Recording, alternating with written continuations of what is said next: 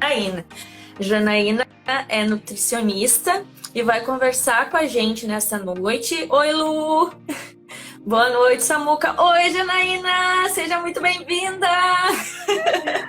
Oi, oi. Peraí, tô Que entrando ainda. bênção! Não, e Janaína, estava aqui te apresentando, né? Nós duas fomos tentantes, nós duas temos as nossas bênçãos, né? E estamos aqui hoje com todo o amor e alegria do mundo, né? Para justamente falar com as tentantes a respeito de alimentação saudável que vai, né, ajudar. Eu quero primeiramente te agradecer por estares aqui, né, e dizer assim, ó, eu queria que tu te apresentasse pro pessoal, né, contasse um pouco do teu passado ali, né, daquele momento que tu teve a vontade de ser mãe, foi tentante, né? A Suelma diz que foi também aqui. E Sim, e como eu, né, tivemos aí algumas surpresinhas no meio do caminho e exatamente. não conseguimos, né, o nosso positivo de primeira por algumas questões, né? Oi, primeiramente é um grande prazer estar aqui conversando com a Thay, né? Nos conhecemos, né, virtualmente através do Mãe Pensativa, Sim. né? Muito legal. Bom, eu vou falar essa trajetória que eu tive. Eu era tentante, fui tentante por muito tempo. Eu queria muito ser mãe, mas infelizmente não foi de primeira, né? Como a gente fala, não foi a primeira tentativa que deu certo. Então, passei por alguns abortos espontâneos e depois eu fiz uma investigação e tive o diagnóstico da síndrome do anticorpo antifosfolípide, que é chamada de SAAF, né? É uma síndrome autoimune. E por ela ser autoimune, ela não é contagiosa, né? Então, assim, ela não é transmitida de uma pessoa para outra. Ela é adquirida, ou ela é adquirida de que forma, Janaína, né? Vocês podem estar se perguntando, como é que se adquire já que não é contagiosa? Pode ser adquirida, não tem estudos conclusivos ainda, dizendo qual é a principal causa. Mas, por exemplo, pode ser que eu tenha tido alguma virose e aí o meu sistema imunológico reagiu de uma forma diferente, tá? Pode ser que eu tenha tomado alguma medicação, um exemplo, um antibiótico, alguma outra medicação, e também meu sistema imunológico reagiu de alguma forma diferente. Então, não tem uma causa específica. E também não é transmitida, assim, por exemplo, para meus filhos, vamos dizer assim, né? Porque ela é do tipo adquirida, não é hereditária. Sim. E quando eu soube desse diagnóstico, eu fiquei, meu Deus do céu, e agora? Era como se o médico tivesse assinado uma sentença para mim, né? Como se eu tivesse recebido uma sentença de um juiz. Olha, daqui você tem isso e você vai ter que fazer um tratamento, vai ter que se cuidar direitinho. Nessa época eu tinha uma alimentação muito desregrada, né? Primeiro que eu nem era nutricionista, para começar daí. Sim. Então, continuando, depois que eu recebi o diagnóstico, eu fiquei, meu Deus do céu, e agora? Aí o médico falou, você tem que fazer um tratamento, né? E você precisa realmente mudar, assim, ajuda médica, né? Fazer o tratamento. Mas aquilo ali não entrava na minha cabeça de jeito nenhum. Eu falei assim, pelo amor de Deus, eu tenho que fazer tratamento. Eu tenho isso, trombofilia, mas eu nunca tive trombose na minha vida, mas enfim. Aí depois, eu realmente caiu a ficha, né, de que eu deveria buscar uma orientação, um acompanhamento médico. E foi aí que eu busquei. E comecei a minha alimentação, gente, era tão desregrada que eu comia salgadinho quase todos os dias. Eu também. Sabe? Coxinha, quibe, eu tomava suco de caixa. Tanto é que quando eu fui fazer o exame, assim, minhas taxas eram alteradas e também a minha vitamina D era muito baixa, era 8. E eu não entendia muito bem aquilo. Eu falei, vitamina D, eu nunca fiz exame de vitamina D, para que serve, né? E deu baixa, mas e daí? Mas com o passar do tempo que eu fui entendendo e o quebra-cabeça foi se encaixando. né? E a nutrição me ajudou muito, porque eu fui entender que eu precisava me cuidar. Né? E eu falei, meu Deus do céu, eu tinha tanto medo de tentar novamente, né, pelas perdas que eu tive, que eu passei 2 anos sem tentar. Eu falei, eu não vou tentar, porque não vai. Eu achava assim, será que eu vou perder de novo? Então vinha o medo de perder novamente. Será que vai dar certo? Mas, por outro lado, eu também não me empenhava tanto, né? Então, assim, eu quero dizer para vocês que quando a gente toma a decisão de realmente a gente quer ter um filho, a gente quer ser mãe, precisamos unir os pilares. Quais pilares são esses? Uma alimentação, um tratamento médico, né, se necessário, e a fé. Então, esses 3 pilares, eles precisam estar juntos. E então foi o que eu fiz. Eu busquei tratamento. Eu estou acompanhada até hoje, vou ser sempre acompanhada, né? Eu preciso tomar esse anticoagulante todos os dias. Sim. E via oral. E quando engravidei, o anticoagulante passou a ser intravenoso.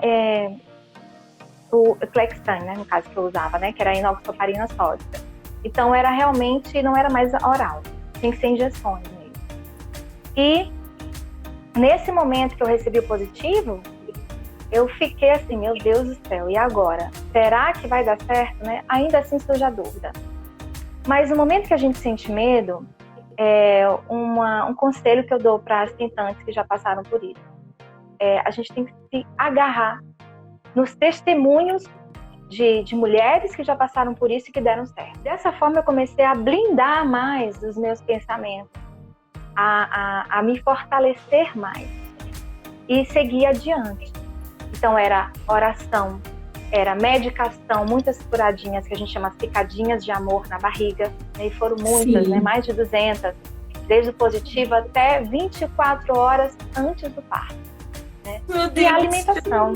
E depois que meu filho nasceu, eu não dormia da noite, porque eu tinha muito medo. Falei, meu Deus do céu, e se ele morrer depois de 24 horas? Porque também existe esse tipo de desfecho para quem tem trombofilia, né? E enquanto eu não saí da maternidade, eu não fiquei com meu coração sossegado, né?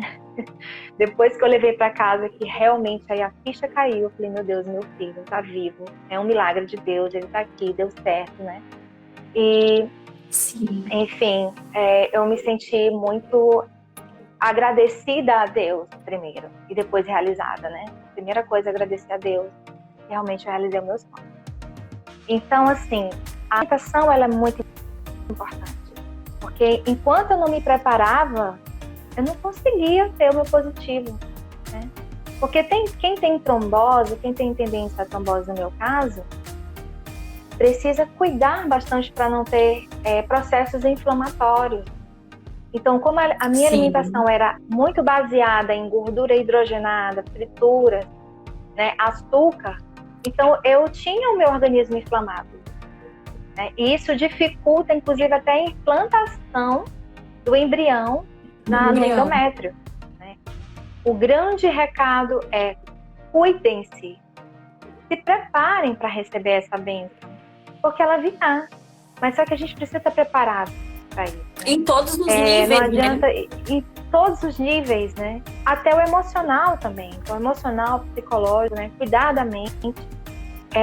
Teve uma das minhas perdas e eu tive que pedir ajuda mesmo psicológica. Então eu fiz várias sessões, foi quase 11 meses, né, de terapia.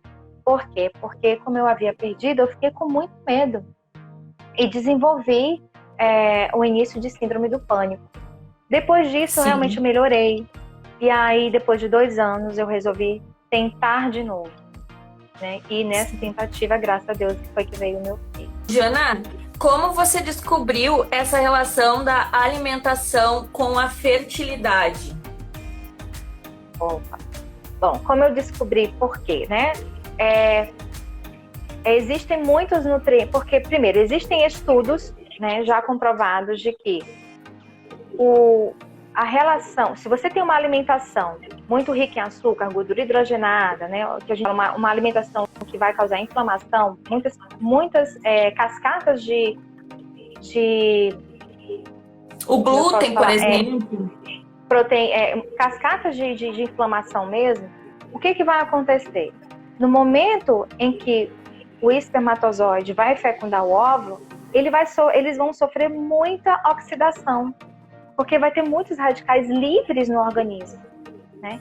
E vão ter poucos antioxidantes, porque a alimentação ela está baseada muito em frituras, gordura hidrogenada, como eu falei, gordura trans, né? Com muito açúcar, e os antioxidantes são muito poucos ou até nenhum, que estão justamente onde? Nos vegetais, estão nas frutas, né? Nos compostos bioativos. E com a proteção que o antioxidante dá nos gametas masculinos e femininos são fundamentais para que ocorra a fecundação. E são fundamentais também para que ocorra a implantação desse blastocisto, que se desenvolva. O que a gente deve evitar, então? Evitar para conseguir isso. Para conseguir ter um melhoramento, né, nesse diminuição da inflamação, né? Evitar. Então, o que a gente tem que evitar? As gorduras trans, tá? Elas estão presentes em muitos alimentos industrializados. Então, está presente no sorvete, sabe aquele sorvetinho dia de domingo? Né? Sim. Então, está presente na margarina, que muita gente gosta de passar no pão. Então, a gente tem que ter cuidado, né? Naquelas coberturas nas coberturas, né? De bolos muito bonitos, né? Bolos confeitados, e ali vai uma gordurinha, às vezes, né? na parte da cobertura ou até do recheio, dependendo. Então a gente tem que estar muito atento para isso. Os biscoitos recheados, aquele recheio, né? Que é maravilhoso de docinho, mas ele tem gordura hidrogenada também. Tudo que é bom faz mal pra gente, né? Exato. Tudo que faz também croque-croque, tudo que é crocante tem gordura hidrogenada. Então, aqueles biscoitos... Não. Exatamente. Essas gorduras trans, elas não são favoráveis ao nosso organismo. Tudo com moderação. Por exemplo, o glúten. Para mulheres que têm doença celíaca, ela precisa realmente retirar o glúten, né? E o glúten ele está presente no trigo. E muitos alimentos são feitos de trigo, né? Como o próprio pão, bolo, né? O macarrão, né? Então, aí é necessário ser retirado, tá? Mas no caso que a mulher ela não tem nenhum tipo de sensibilidade ao glúten, não há motivo para ser excluído da alimentação, tá? Jana, e assim, ó, por exemplo, a questão de vitaminas, né? Vitamina E, por exemplo, né? Sim, que é muito bom até importante. para o homem comer esses alimentos com vitamina E para ter uma boa qualidade no espermatozoide, né? Isso. A vitamina E, a vitamina E, ela é muito importante, tá? Porque ela é uma vitamina também antioxidante, assim como a vitamina C. Então, assim, é necessário fazer parte da alimentação, né, do casal. Então, as oleaginosas, então, as nozes, né, que é a vitamina E. Então, todas essas oleaginosas, amendoim, elas precisam fazer parte também do cardápio, porque vai ajudar muito. Então, quanto mais antioxidante você consumir, melhor. E no caso, principalmente dos homens, melhor ainda. Aqui os espermatozoides precisam muito mais. Então, vitamina E é uma coisa que realmente funciona, né? Zinco também. O zinco, por exemplo, da ostra, né? A ostra é fenomenal para... É necessário. A gente precisa ter uma imunidade mesmo fortalecida, né? O sistema imunológico tem que estar bem. Tem bastante o nosso intestino precisa estar bem também. Isso é importante. Por isso que a gente tem que consumir fibras, né? Ter um intestino regular, né? Com fezes também do tipo, porque existe uma escala de Bristol, né? Que é a classificação das fezes. Ela vai tipo 1, 2, 3 e o tipo mais adequado é o 4, que são fezes mais macias, fezes mais inteiras, sem muco. E isso dá para identificar que o intestino está funcionando bem. Porque tem pessoas que são muito constipadas, pessoas que têm diarreia frequente. E o que isso vai afetar, Janaína? Vocês podem estar perguntando. Se o intestino está desequilibrado, se tem uma desbiose, ele não vai ter uma boa absorção dos nutrientes. Então, ele precisa estar funcionando bem, porque é no intestino que acontece a absorção deles. Sim. Então, por exemplo, não adianta fazer tão bonitinho, sei lá, tô suplementando vitaminas, minerais, mas se você tem diarreia, se você tem constipação, aí o seu intestino ele não está Tem alguma coisa. realmente da forma adequada, exatamente. Então, o intestino a gente tem que observar isso. Que tipos de alimentos a gente pode indicar, além das ostras, né? Que tenham bastante zinco para as tentantes. No caso de alimentos, assim, as ostras é a maior fonte, né, de zinco, mas as oleaginosas também têm zinco. Então, aqui eu cito. O que são as oleaginosas, né? São as castanhas, né? A castanha de caju, a castanha do Pará. Já do Pará, além de zinco, ela tem maior fonte dela de selênio. E o selênio é fundamental também, porque ele é antioxidante. Então, tudo que for antioxidante, compostos que promovem uma redução de radicais livres, são essenciais.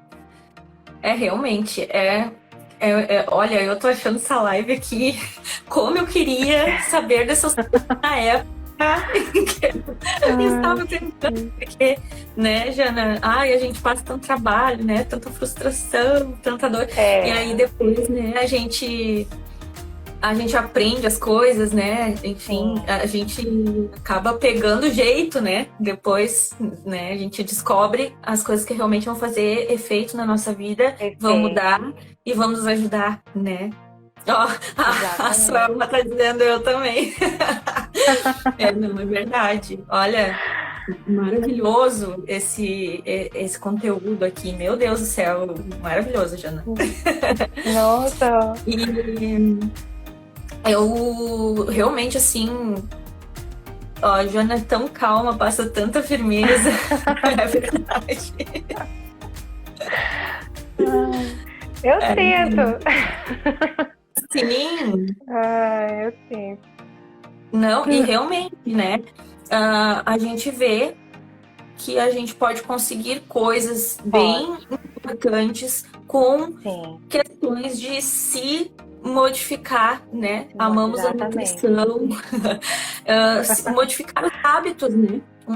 Hábito modificado, a gente consegue objetivos que, se a gente quer levar uma vida na zona de conforto, a gente não consegue. Então, não consegue. Acho que isso é bem importante. Muito importante também, tá? É a questão do açúcar, né? Minimizar o uso do açúcar. Tem gente que pergunta assim, qual é o melhor açúcar? Né? É o branco, é o mascavo, é o açúcar de coco, açúcar de beterraba, açúcar disso, daquilo. Mas o açúcar, em geral, todos têm a mesma caloria. Né? Todos têm 4 calorias por grama. Né?